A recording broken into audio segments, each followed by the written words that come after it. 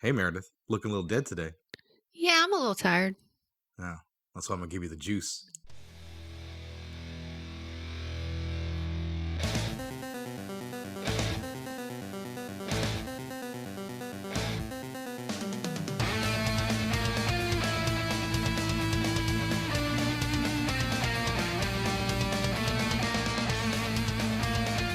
Hello, everybody. Welcome to Gritty Reboot. Here today, talking about one of my absolute favorite Splatterfests, Mine too. Re-Animator. I love this movie. I'm Pedro, I'm Meredith. and today, like I said, we are going to riff all about this 1985 gore fest. I was lucky enough to discover this film off of VHS. Yeah, that's how old I am. Old VHS copy in I think the old L&H video store back in Refugio. Yeah. Yeah, and I rented it probably enough to where I wore this sucker out, and then I bought the very first Anchor Bay or Elite Entertainment DVD, and since then, like I said, it's been a favorite film of mine. I love this franchise. How do you feel about Reanimator?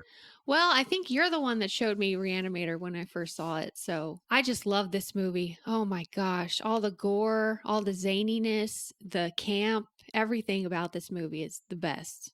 Yeah, it really is. It's sort of a weirdly tone perfect movie. Love. This is actually based off a H.P. Lovecraft story. That's not exactly news. The movie's called H.P. Lovecraft's Re-Animator. And Staurt Gordon, the director of this film, would make a career out of quasi adapting Lovecraft. And I say quasi adapting because that's pretty much what it is.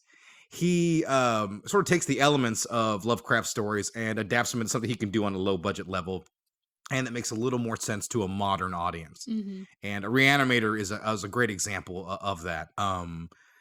What he does in this movie is he takes that core element of by the way, if you want to read H.P. Lovecraft's story, it is not very long, taking about an hour to get through it.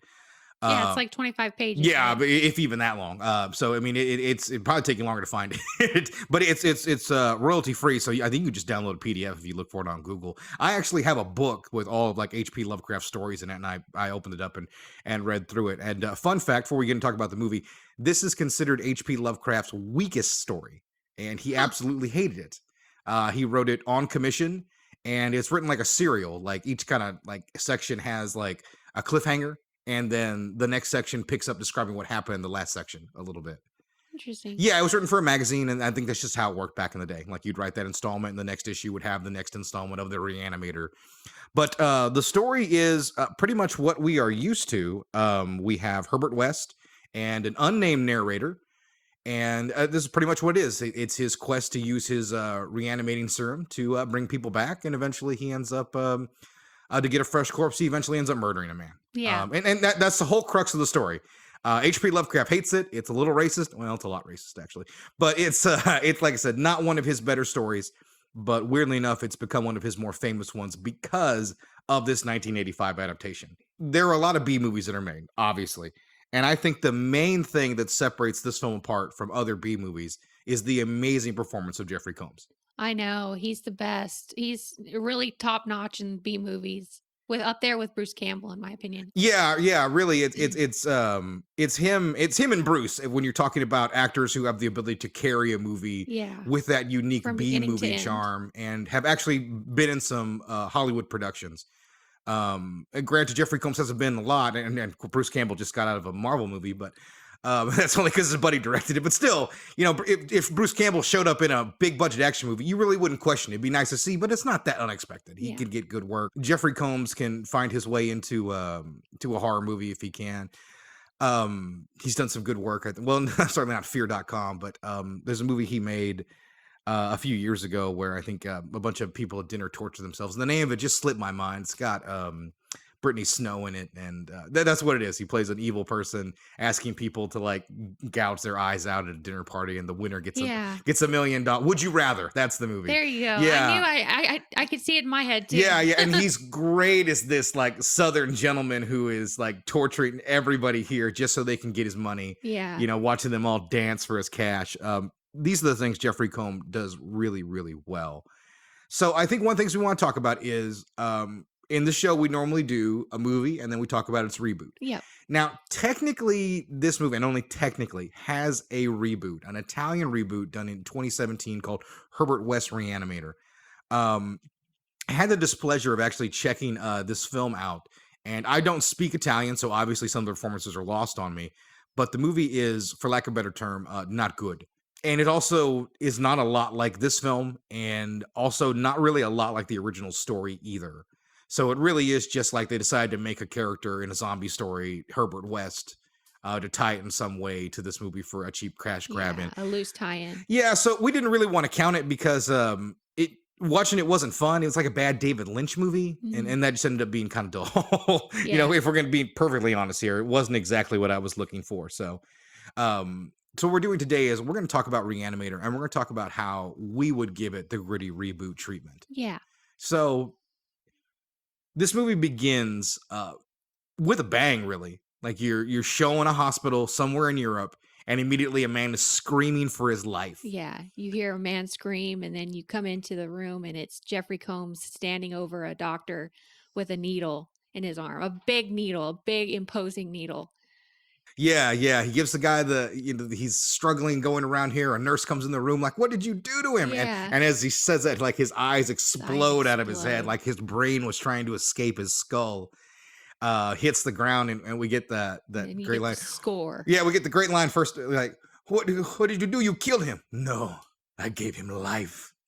And then we get one of my favorite little elements from this movie is I want to play a little section here of the Re-Animator theme. So this is the Re-Animator theme.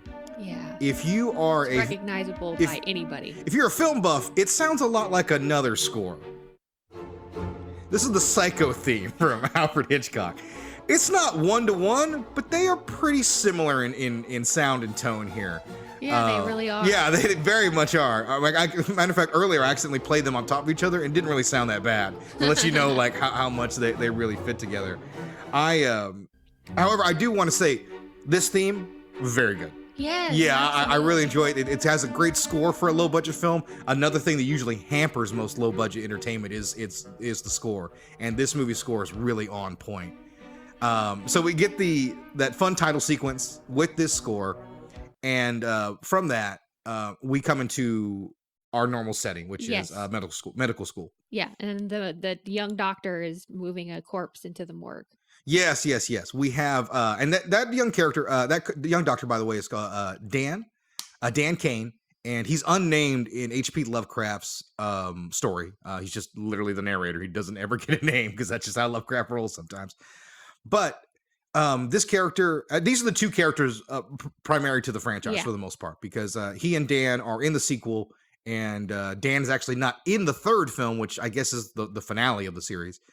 Which is a real shame, and it hurts that movie. But I will tell you straight up, I've watched Beyond Re-Animator. I know you haven't. That's the third film.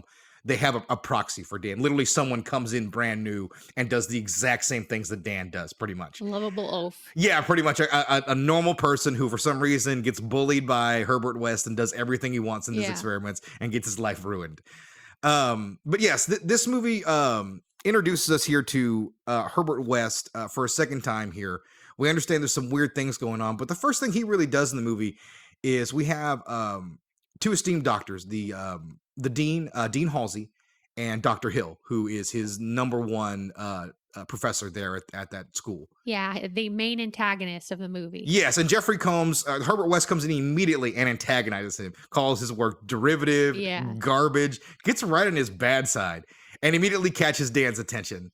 And even Dean Halsey's kind of like, oh man, what's this kid about? Yeah, because Dr. Hill is doing that demonstration in the hall with everybody where he peels back the skull. Yes. Yeah, so you get some more gore there. Yeah, it's first day of class, and you peel it back like a rather large orange, And Yeah. I love that whole sequence where, they're, boop, He's such a gross character to me. yeah, he very much is. Like, he has this illusion of class to him, and then once you get to learn a little bit more about him, you find out that's not really the case. Yeah.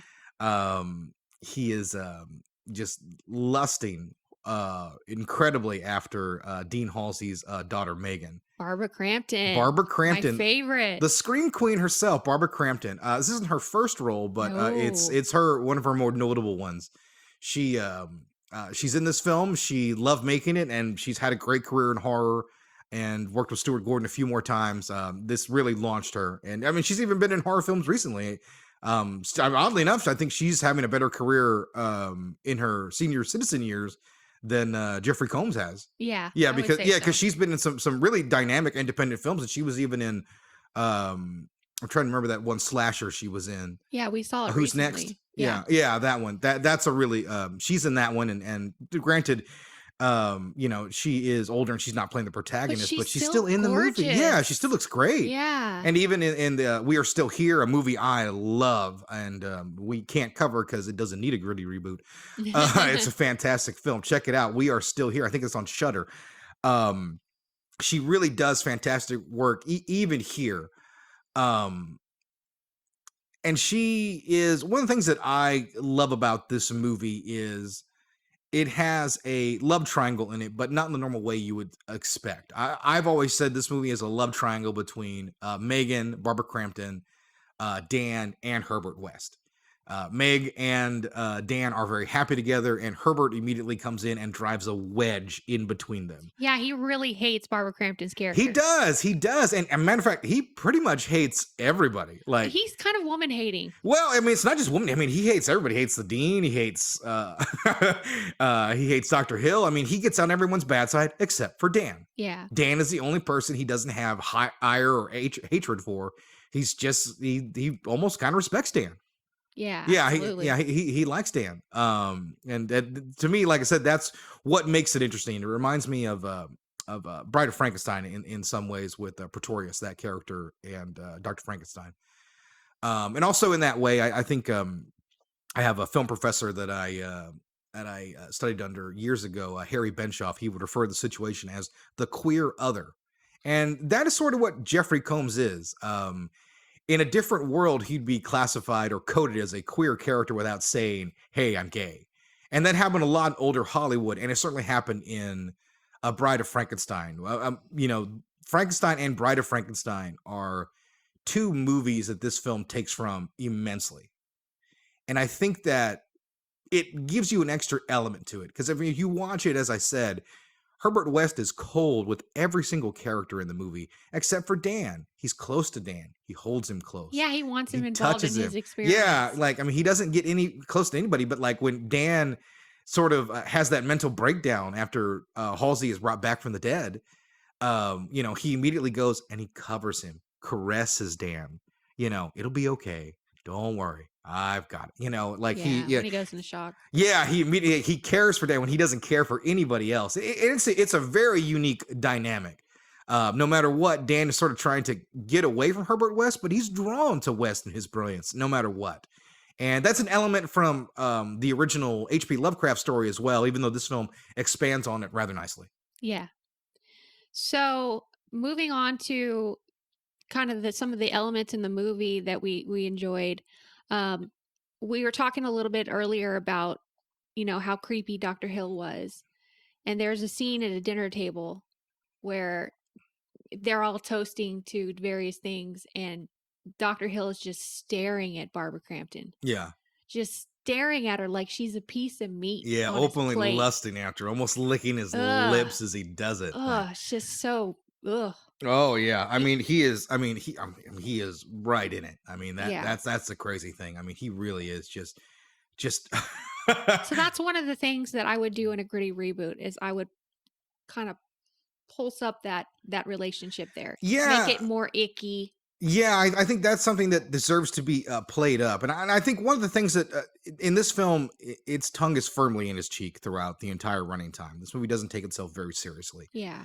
And I think that it would be one thing that you could certainly glance from Lovecraft's original story is to get back to the Lovecraftian dread of bringing people back from the beyond and things like that. Yeah, and the hypnotist angle that you were telling me Yes, about. I yes. think that would be good for a gritty reboot is have him be a hypnotist, hypnotizer in every Yeah, frame. if you've watched this movie a few times, you're probably like, hypnotist, what the hell are they talking about? Actually, if you pick up the special edition Blu-ray, you can hear it on the commentary track and see a couple of the deleted scenes that they still have where Dr. Hill hypnotizes some characters. Yeah. And this was a subplot that was going to be running throughout the film of him using his powers to hypnotize people, which also explains later why he could just control all the The the reanimated corpses. yeah, the Yeah, zombies. yeah, the reanimated corpse, he can control them all. Even though, oddly enough, in the movie where it not being explained makes sense. Yeah. You know, Yeah, no, it's not I've needed. never questioned it, but I think somebody told the director, he's like, "Listen, man, you got reanimated zombies, you got all this other stuff. Maybe you don't need one extra weird thing going on in this movie." Yeah. So he ended up cutting that whole storyline, and I think that can be something that can be re-explored in this movie in a reboot. And you can make it dark because hypnotism is basically an invasion of the mind. Yeah. So you can really flesh out that angle a lot more if you did a gritty reboot. Well, one of the things that I like about a reboot with Dr. Hill's character is that you can tell a story about, because they really don't get into his character all that much, just a bit.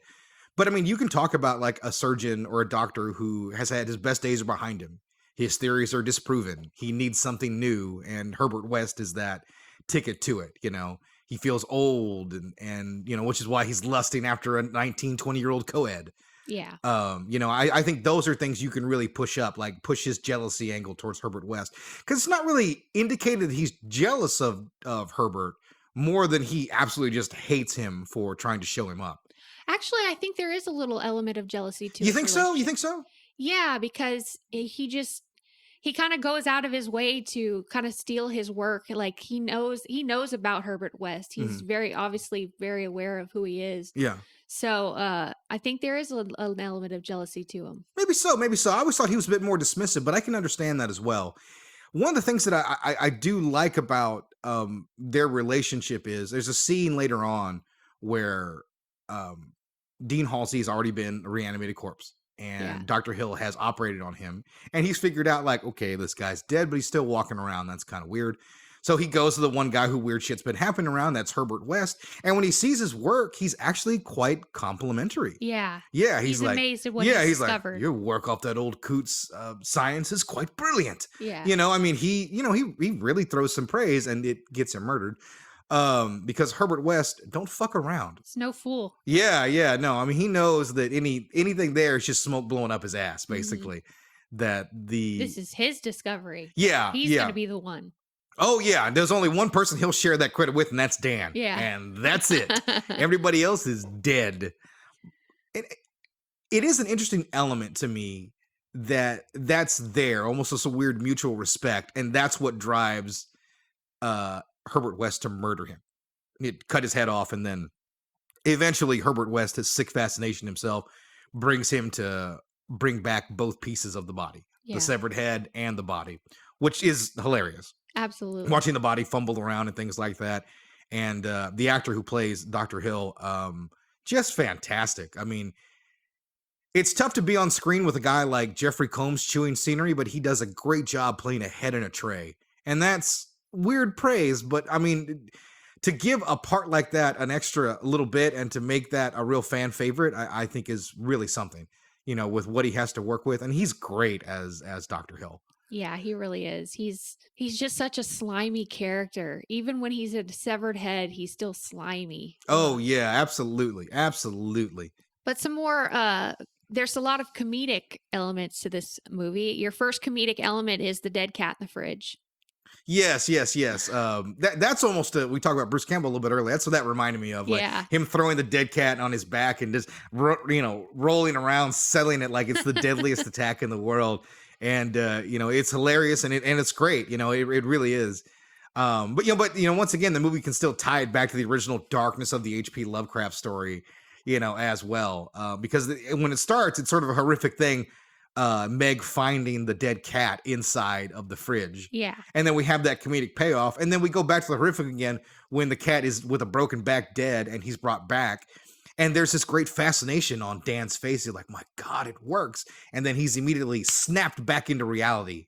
Yeah. Immediately taken right back in because he has Megan come right into the basement and see what they're doing. Is obviously horrified because she's a regular person who doesn't value Yeah. medical advancement above all things. Absolutely. So it becomes really and once again, that's the moment with there is the wedge driven further in. Dan has to see how much further this goes, what he can find about bringing people back from Herbert West. And it leads him down this path that obviously destroys everything. And I think that's more of what you want to draw on in a grittier reboot. Move away from those comedic elements, even though I love them, and tell Yeah. a more serious, grounded story about what would happen if a man stumbled on this invention about bringing people back, but they weren't quite right. But you feel like if you just adjusted enough, you could get people to come back. That Yeah. draw, that the forbidden fruit. Like I just have to try to see if I can tame it. And I think the audience is Dan too. Yeah, yeah, he is our proxy. Yeah, he's the proxy in this relationship on screen. So I would keep that in a gritty reboot as well. I would keep Dan as the audience. Yeah, and I think no matter what, that character has to fill that role. I was going to mention that Italian reboot. I don't believe they have a Dan character. Boo. Yeah, they don't. I think it's about his sister. His sister dies, and that's why he becomes the Re-Animator. So I do want to mention that these movies have a similar tone throughout them. Staurt Gordon only directs the first film, and then Brian Usna, who produced the first movie, directs the other two. So the sequels lose a few things, and the second film is sort of a repeat of this movie, except combined a lot more with Bride of Frankenstein, which I think is a great draw and parallel for both of these movies. If you're going to draw from movies, you want to draw from the classics. Yeah. No one's going to go out there and say, hey, I'm going to draw elements from Ishtar. They're going to try to bring elements from, the great classic films. And that's a fantastic one to do it with. And I think from a reboot, you can lean more into that element of a Frankenstein story as well. This first movie doesn't have it, but the second film involves Jeffrey Combs and Dan putting together a bride of Re-Animator, if you will. And that's an element that I really like as well. Him basically trying to piece together the ultimate person. I think if I was going to do a gritty reboot of this movie, that's an element I would take from the second film as well, that I really, really like him making his own life, proving a point. Yeah. It also goes into what I was talking about with the queer other. Like, there's even a speech where he's like, I've made a better creature than God ever could or any womb could ever produce.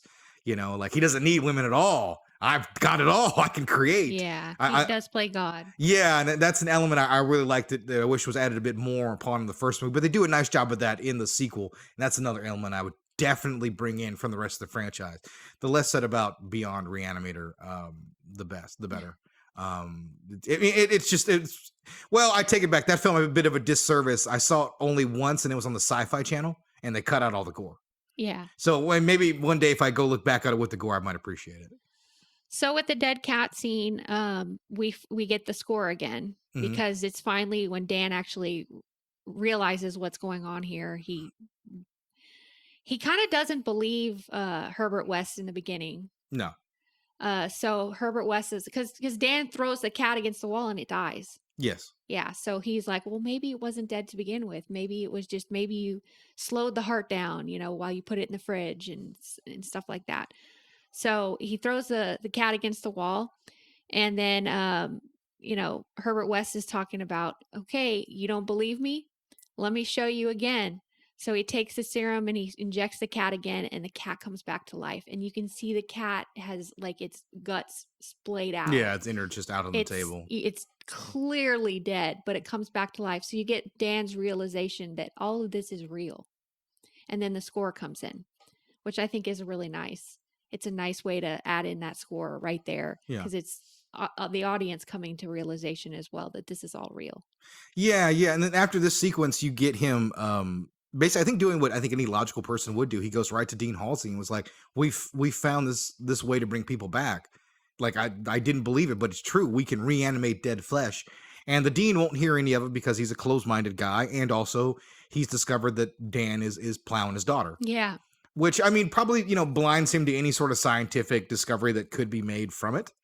All he does is want to get Dan out of his way. And obviously, he doesn't want Herbert West there at all anymore. So he throws them both out of school after that one, which leads to the experiment sequence because with their careers pretty much shot, they're like, let's go all in and let's bring back a full-size human body. And leads to a fantastic sequence of them going into the morgue, finding a somewhat freshly dead bodybuilder and in squirting what, like 2 full vials of the reagent I'm into his telling head. you. Yeah, they're just like, it didn't work. Let's give him some more. And he comes back as an enraged beast and eventually destroys the entire morgue and kills he kills Dean Halsey, who comes in basically, Yeah, he bites his finger off and then kills him. yeah, to lay justice on Dan and Herbert West when they're there. He's coming in there to discipline him, and he gets absolutely destroyed by that guy. And then, of course, as the movie always does, there's one thing that Herbert West always wants to do, and that's bring back dead things. The second Dean Halsey is dead, Fresh corpse. they put him on the table, they bring him back, and even makes a nice speech like, you did me a favor by letting me into your school, and now I give you life. You know, it's great. But once again, it's like it always is, he's not right, because his brain was probably destroyed by him bashing his head against the wall. So he comes back as another mindless freak, and Herbert West is able to quickly tell the authorities his version of the story. He was already prepared to have that in hand. Yep. And is able to blame the dean. The dean's a crazy man, so the story makes sense. He ends up getting committed, and Dan and Herbert West, they move on. Yep. They move on to other zaniness. Yeah, they continue our story. Yeah, and I think you know, oddly enough, you know, other than the comedic element of some of the sequence here, you know, in a reboot, like that almost would stay about the same, because it's good story, to be perfectly honest. You keep the zaniness. Yeah, you take out the comedy, but you keep the zaniness. Yeah, I mean, there is an inherent ridiculousness to people coming back from the dead and just becoming, you know, mindless, raging freaks. Okay, so after we get that scene, we move on to Herbert West killing Dr. Hill with a shovel. He decapitates his head, and that's how we get on to the head in the pan. Yes. Because like I said, he'd already discovered that Dean Halsey was dead, but still moving around, so he has to figure it out. And when he comes there, he finds out what Dr. West has done, and Dr. West immediately underestimates Hill after he's converted him into a zombie. And the he steals all his research. Yeah, the headless body knocks him out, and they end up stealing everything and taking it back to Dr. Hill's lab, where they put together a plan. Yep. Yeah, and so Dr. Hill, now freed from the mortal coil, and with the serum pulsing through his brain, his morals out the window, it is all about one thing: building up his power and fulfilling his fantasies. And getting Megan. Exactly. And that's part of that fantasy. He's going to go back to the morgue. He's going to bring back the corpses. He's going to do his lobotomy surgery to them so he can control them with his possible hypnotism. With his possible hypnotism. And then, of course, the main course, Megan. Yeah. What he really wants. So disgusting. Yeah. Now, there's some sequences in between this where, you know, we have Dan talking to Megan and things like that, trying to justify what happened. Obviously, Megan wants to know what the hell happened to her father, who was perfectly normal 5 minutes earlier, and then he is a absolute raving lunatic by the time she finds him again. Yeah, and Dr. Hill busts her father out of the morgue. Where actually I don't really know where he is. Well, no, he's committed. Yeah, he's committed, and Dr. Hill's his doctor. Yeah, he breaks him out. Yeah, and that's why. And then they go to captured by Barbara Crampton gets captured by her dad. Basically. Yeah, and before that they go to find him, and that's when Dan and Megan learned about the lobotomies. Yeah, because her father's been lobotomized, so Dr. Hill can control him, and that's when things kicking into high gear. Yeah, you know, back at her house, he captures her, and he takes her back to his lair, and Dan is almost done for, but luckily Herbert West comes to rescue him and revive him, bring him back. And they start formulating a plan. Of course, Herbert West doesn't care at all about saving Meg. He wants to get his damn research. Yeah. And kill Dr. Hill. Yep. Because that's the one thing. We talk about these reanimated corpses. They can be killed again in regular means, brought back, and then murdered for another time. Yeah. Yeah. They're not necessarily zombies that they can survive anything. They can be killed. And this leads to the showdown. Yep. And we have Dr. Hill, who surprises West by bringing back all the corpses in the morgue, all of them under his control, and it leads to this huge fight sequence. Jeffrey Combs still chewing scenery. Get a job in a sideshow. Like, I love that line when he tells, you're just a head in a jar. I mean, our head in a tray. Yeah, he belittles him. Yeah, because that's just what Herbert West does. Yep. And I mean, you talk about a fantastic sequence. If you like zombie action and man ass, this is the sequence for you because there's a lot of both here. And it's some really nice makeup effects too. you get your look at Barbara Crampton. You do, you do, you That's some of do. the more disgusting elements of the Yeah, yeah. freaking I guess movie. yeah. We just sort of skipped over the head giving head Yeah. sequence, but Ugh, yeah, he assaults her it's uncomfortable every by time I see that movie. yeah, It's tying her uncomfortable. down, and then like the severed head like slowly goes over her body and like licks like her breasts and down her tummy Yeah. and things like that till he eventually is trying to perform cunnilingus on her. And that's when Dr. West like, look at you lusting after a co-ed. How sad. Yeah. Immediately takes him back down a peg. But I mean, it's an iconic sequence in the film.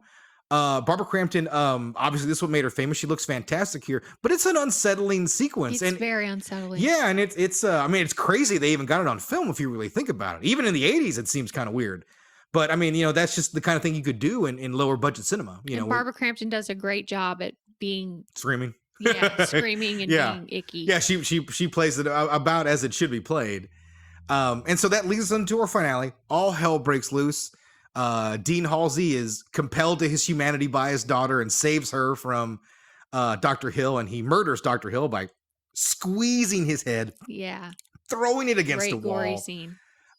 which doesn't kill him because he comes back in the sequel, and does that, and eventually Dean Halsey is ripped apart by all the other zombies while Dan and Megan escape, and Herbert is consumed by the over reagented body of Dr. Hill. Yeah. Tentacles shoot out of him and wrap around his face and drag him almost into the body. Dan reaches for him. There's a shot where Herbert, grab my hand, and he won't do it. So even when all these things have gone down, he still won't abandon Herbert West. Yeah. Yeah, Dan still won't abandon They're him. buddies now. Yeah, They've yeah. been through this whole experience. Yeah, and together. I think as a narrative, when people get what they deserve in a film, I think with Megan dying, I think that's the repercussions for him never rejecting Herbert West, Yeah. for him never running away from that other thing, to go back to his heterosexual love with Megan. He never fully embraces it. He always has that love for Herbert West and his scientific discovery, so he can't abandon him. And as they go to the end sequence, Megan is choked out by a reanimated corpse and killed. Yeah. He tries to bring her back, but it doesn't work by normal means. So there's only one solution left as the movie draws to a close: the juice. Yep. Staurt Gordon told a great story. The very first test screening, he was nervous as all hell. And when the movie was coming to a close, the audience was, reacting. So he's like, "All right, I got something here." And like the second they say she's dead, one guy in the audience goes, "Give her the juice." And then the second, like, he brings out the rage, and the crowd Yeah. cheers. We know it's coming. Yeah, and that's when Staurt Gordon realized, like, "Oh man, I got a hit on my hands." And he was right. He was right, because you're invested up to that point with the amount of fun that really is in this movie. And this end sequence, I think, is well done, and I think if you were going to improve upon it, if you did a reboot, I think you'd want to have more zombies and even more gore and action in that sequence. Dan chopping his way through corpses and things like that, finding his way to really do all these things with those zombies. I think that's another way you could improve upon it. But really, one of the things the movie does well is that it does lead everything nicely to that finale with, Yeah. Dr. Hill. We get all our characters in one place. It's amazing how many movies end and we don't get all our characters in the same place for a finale. It sort of bothers me, but this movie does that. And I think if you were going to do a reboot, that's one thing you have to do. Get all your storylines to come right together at the very end in your pyramid for the finale. Yeah. So if you were to have anybody play Herbert West in your Gritty Reboot, who would that be? I'd say, let's see. I'd say Eisenberg from Jesse Eisenberg? Yeah, Jesse Eisenberg from Social Network. He might be a little bit older, but I think he has that manic energy to play like a doctor just on the cusp of the greatest discovery of all time, while also having that perverted madness that runs through Herbert West. Yeah. Because not everyone who's going to get a serum like that is going to bring back everything that he finds, and that's what Herbert does. He just brings back everything. I think he's someone who can do a great job playing that character. I think the perfect person to play Herbert West now would be Nicolas Cage. Yeah, no, I if you think about like 1980s Nick Cage playing this role, I love that. I really do. Yeah. I think now he could play this Yeah, role. because you're only really locked into the medical student thing from H.P. Lovecraft's work. It's not particularly important. It doesn't have to be a medical student, in all honesty, But to do Nicolas the Cage story. is just zany enough to play Herbert West. Yeah, and He can really embody he can that. hit that dramatic element too that is certainly needed for a role like this. And Nick Cage, he takes everything seriously, no matter what it is or how ridiculous. Yeah. We've seen The Wicker Man. I mean that couldn't have read better on the page than it turned out on screen. So a guy like Nick Cage will commit fully to a big project like that. So I think that's another thing to keep in mind. So yeah, I think that's a good recasting. Dan could be almost anybody if you recast it. To be honest, he's not exactly the most important character. All right. Well, that basically is in the conclusion of our movie. But I want to go through some of the reviews, the user reviews that we've gotten. Like I did last week, I like the 1-star reviews. In this case, there was no really 1-star reviews that I could find. There were a lot of 5-star reviews. The lowest I could find was a 2-star review. And here it is. I understand that the film may have been groundbreaking in its time, but this is simply a film review from someone in his 20s in 2021. Another horror movie that has no believable characters. They all stupidly simple motives with zero nuance. The movie relies fully on main characters making uncharacteristically poor decisions every Mhm. step of the way. Just lazy, boring writing that wants to get to the killings and horror by any means. I laughed once, but that was because of a really clever piece of special effects. The 2 stars are for the gory effects and couple of excellent zombie performances. Everything else was boring. How am I supposed to enjoy a movie with a bunch of incongruent characters bumbling around? The dialogue was pretty lame too. Watch it for the special effects and expect nothing else cool or entertaining. I really don't think that guy understood the movie at all. No.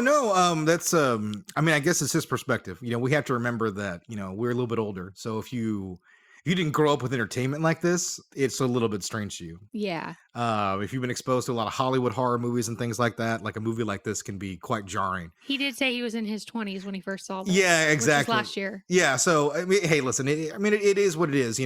Older films can sometimes sour, in the belly of a younger viewer. Yeah. And listen, that's all it is. I mean, he isn't particularly wrong. I mean, there's not nuance in the script or anything like that. But the one thing the script does have is it flows really nicely. Yeah. Yeah, it flows really nicely. So I could certainly respect the opinion of old Youngblood there, but I don't agree with it. So This movie got a 94% on Rotten Tomatoes. It had an 82% audience score. 4.5 was the user rating for this movie. One of the other aspects of this movie is Roger Ebert. He weighed in on this movie.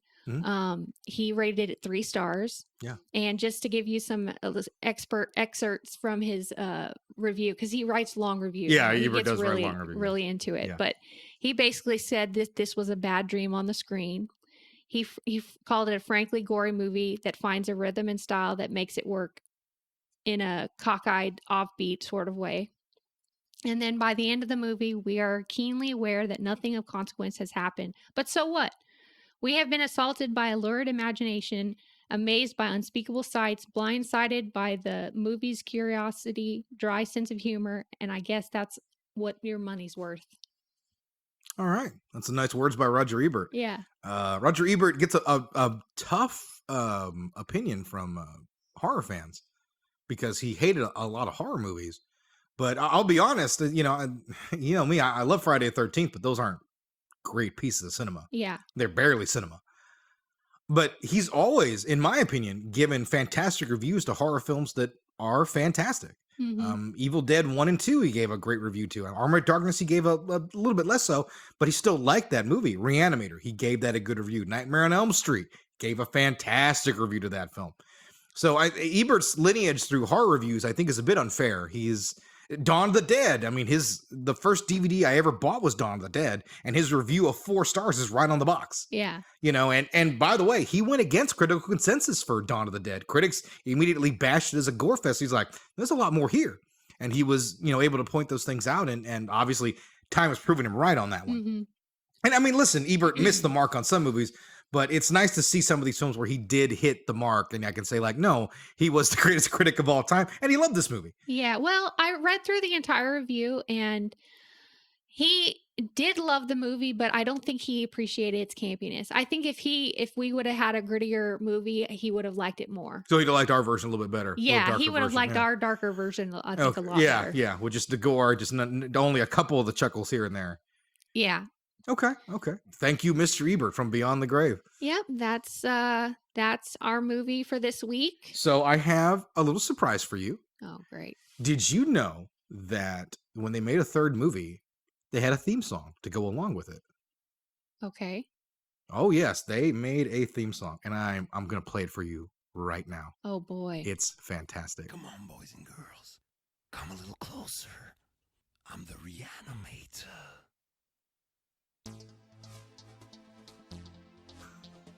Yeah, no, it's real. It's real. I promise. I didn't fake this. I didn't make this in like. I was gonna say, did you make this? I didn't make this in like 10 minutes in GarageBand. This OMG. wait, you gotta wait for the chorus here. Oh yeah. It's Like happening. Ace of Base did this? It's it's a mid-O's European dance track. Beyond Re-Animator was made in Spain, so it's a little more European style. Wow. Yeah. Yeah, this is what this is the unofficial. This is the official theme song of the third film, and in my opinion, the official theme song of the entire franchise. All right, we're about to get to the hook. You got to hear it.